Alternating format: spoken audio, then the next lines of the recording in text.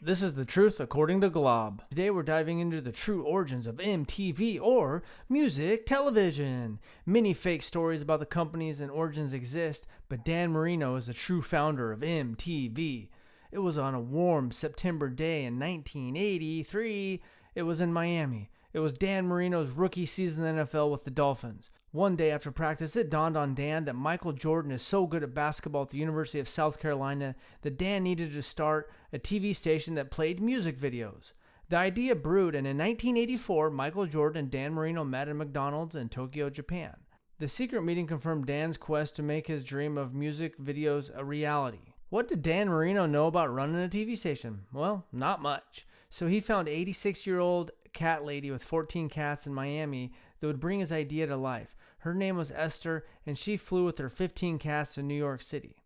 She had 5 cats steal a TV studio in New York City, while her and the other 9 cats rented a U-Haul van and drove to Minnesota to kidnap Prince. Prince's hit song When Crows Cry was at the top of the charts, and if this was going to work, they needed him. Esther called Dan to confirm that it was okay they kidnapped Prince, but Dan was playing a game. The football coach called a timeout so Dan could talk to Esther on the phone. However, this is where there is a twist of events. Esther already broke into Prince's house, and with her 9 cats, they were outmatched with Prince and his 10 dogs.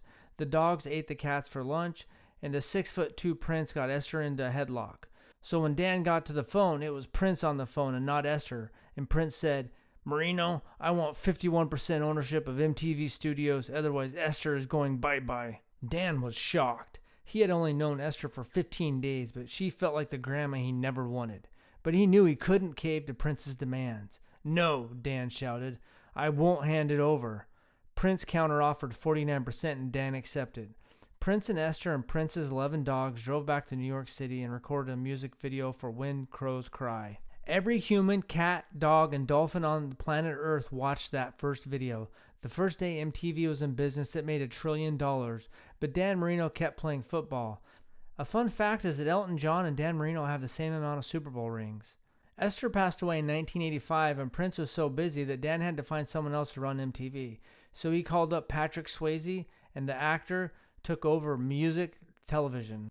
Patrick wanted less music videos and more TV shows. MTV News, spring break shows, and reality shows become a staple. Dan was not a fan of this, and Prince didn't care because he was so rich.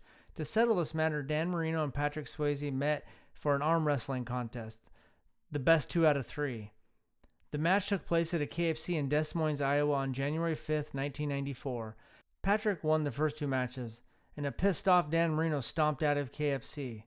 The world's richest man, Bill Gates, decided to buy MTV in 1995 because his daughter liked horses. So there it is. That is the true origins of MTV. This is the truth according to Glob.